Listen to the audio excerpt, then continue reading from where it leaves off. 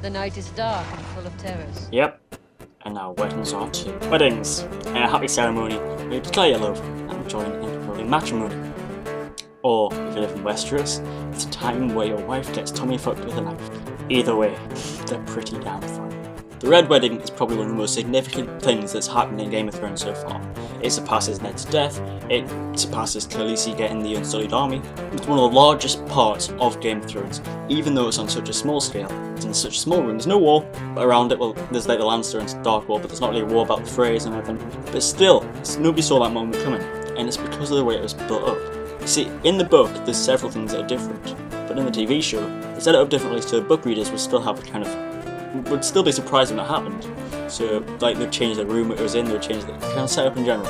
And that's one of the reasons why there's been such a big outcry, because of this decision, because of Robb, Catelyn dying, and because basically the Stark house was wiped out. The Starks are probably one of the only people that you could kind of deem as good. I mean, there's no characters who are good or bad in Game of Thrones. George R. R. Martin said that time and time again. There's no good and bad characters, but the Starks were as close as to good as it got.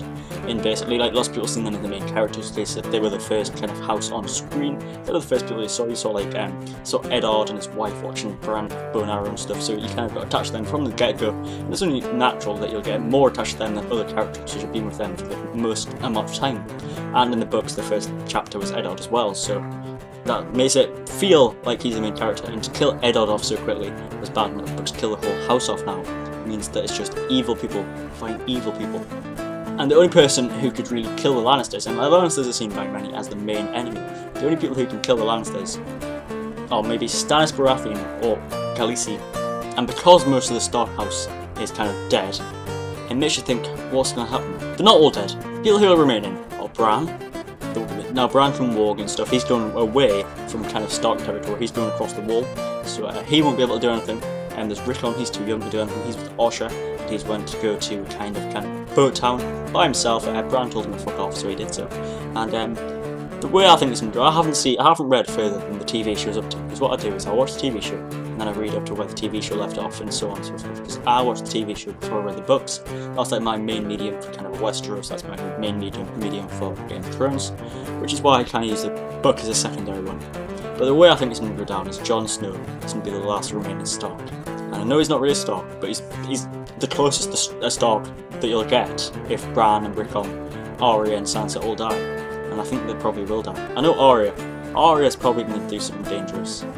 So if you haven't read up to the Red Wedding in the books, or if you haven't seen episode 9 of series 3 of Game of Thrones, I would advise that you don't watch this video, because this is basically me kind of breaking down what happened, try to see why it happened, and I try to see what will happen because of it. So yeah, if you haven't read it, if you haven't watched it, then I'd say go away, come back later. I'll see you then. Anyway, right. What really happened, I'll just go over it again, is that Robb was betrothed to Walder Frey's daughter, and this is all in order to gain passage across the Twins. Now, House Frey is a kind of pretty new house in comparison to the other ones. It's 600 years old, and the main thing that makes them so powerful is that they hold this kind of land bridge, and that's why they have the sigil with the two kind of towers, because they're land bridge, and you have to pay a toll to get across, and that's how they earn all the riches, and that's how they're not really a rich house, but that's how they earn the money basically. And Walder Frey has lots of children because he marries wife after wife after wife, and that's how he also sells his daughter to other people. Although no one really wants his daughters. I know Roose Bolton, he also has one of his daughters, but he got paid to do it, so he tries to like auction his daughters off in a way, which is quite weird. But yeah, Robb was betrothed to Walder Frey's daughter, but he went against that and married someone from Volantis. And because he did this was against Catelyn's will, and because he did this in secret, it meant that he went against his oath, and he wouldn't have any way to get to the Lannisters. And this obviously upset Walder Frey, because a king, well, anyone should keep their word, but a king most of all should keep his word and not be kind of hypocritical to his people. Because if you went up to the king and says, "Hey, I'll buy you a potato," and then come back the next day and say "fuck off," then you didn't keep your word and he'll kill you. But for the king to do the same thing is kind of hypocritical, is it not? So Robb had to try and get a way of getting across the Twins while still breaking the oath, and the way he did that is that Edmure Tully, kind of the idiot who missed with the boat when he was at Hoster Tully's wedding, remember him? And his uncle had to push him over and all that shit. Well, he was betrothed to one of Walder Frey's daughters. One of Walder's apparent daughters. I don't think it was his real daughter in the show, because she looked very different to the kind of the inbred plethora that he showed during the kind of auction ceremony thing. But anyway, that's what they did. So like Frey got second best. They got Edmure as a kind of husband for his wife. So then what they did is, now this is where it got pretty stupid. There's a lot of things that differ in the books and the TV shows at the Red Wedding. One of them's being that Rob's wife actually stayed behind at River Run when Rob went to the twins in the book, but in the TV show she goes with them. So that adds kind of another layer of insult to bring your wife with you to someone who you'd already said you'd married their daughter to. And he starts holding hands with her and shit. You wouldn't do that, you'd leave her at home so she wouldn't get killed. And what he does is he goes over there, and that's where they're going to have Edmure totally married. And it's all happy, like all the Frey sits there, all inbred and shit going, "Yes, I did marry my daughter." He said, "No, but it's okay." Yeah. He starts offering like tents and food and shit, and Edmure meets his wife and she's really beautiful, and it's quite weird. I think, why is that happening? All the rest of them look inbred and cross-eyed. And then a significant thing happens. See, Edmure and his newfound wife get married, and the wedding ceremony commences. And the way the wedding ceremony works is that Edmure and his wife are carried off to a different room and forced to kind of consummate their marriage and have sex. And so while Edmure's doing the dirty, the doors are closed, and the music that was playing, I think it was the Baron Maiden Fair at the time, is changed to the Lannister song. And that was the main moment for me, at least, when I knew some bad shit was going down. Because you don't play a Lannister song when you have Starks around. That's like hospitality 101. So you've got Lannister music playing while Starks are around going, and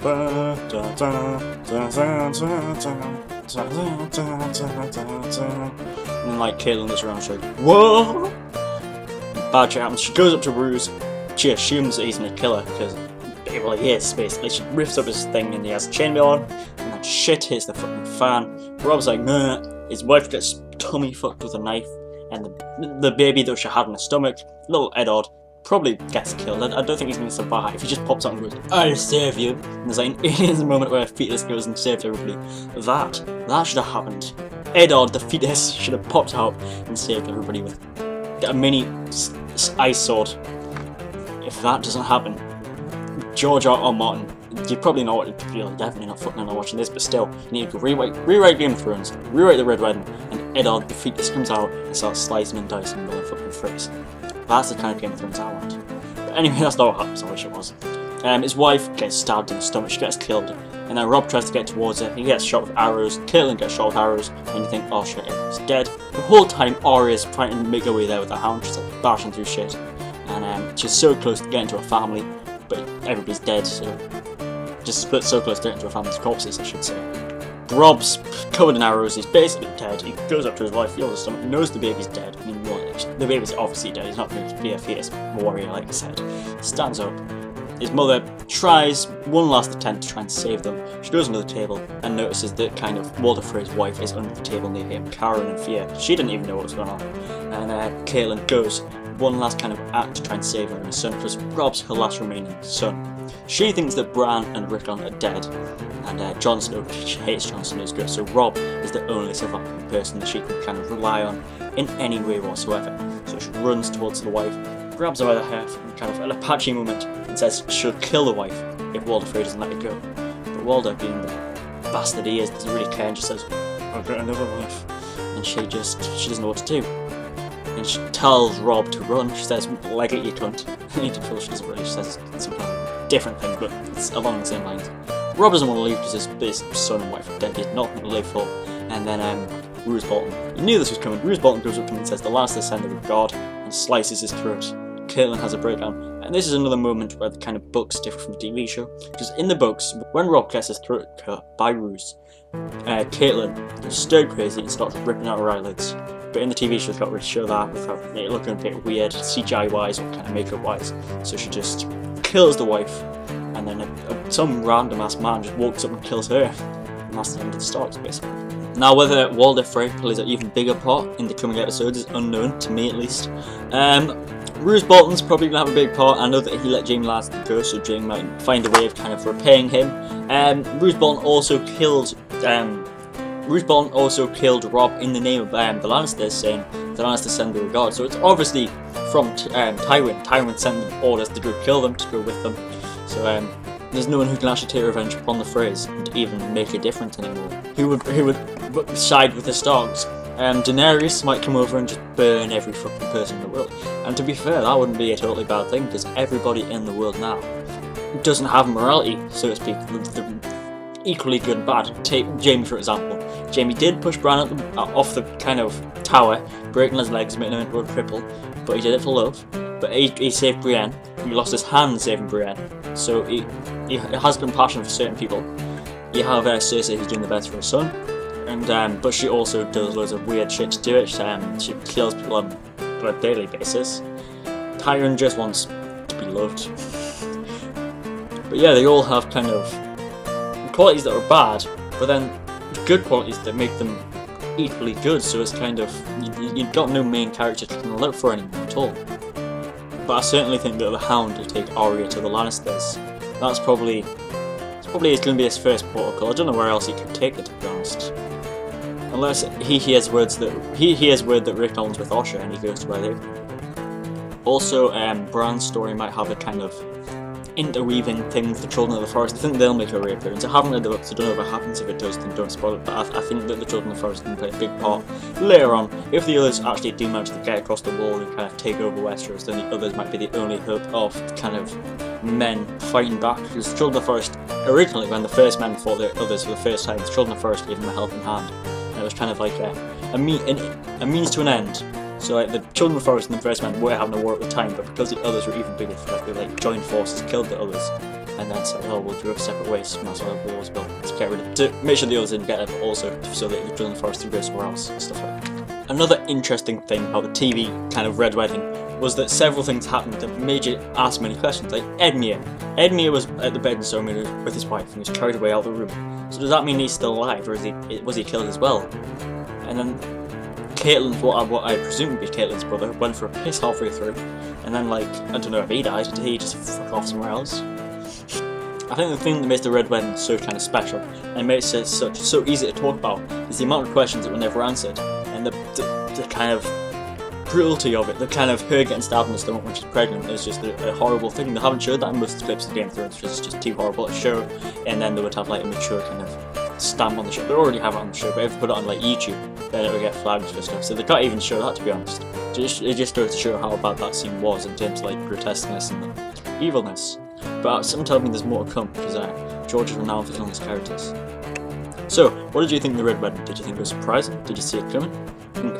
And what do you think will happen in the coming episodes? I've been Sippy Out, and this has been a sort of discussion of the Red Wedding. See you next time.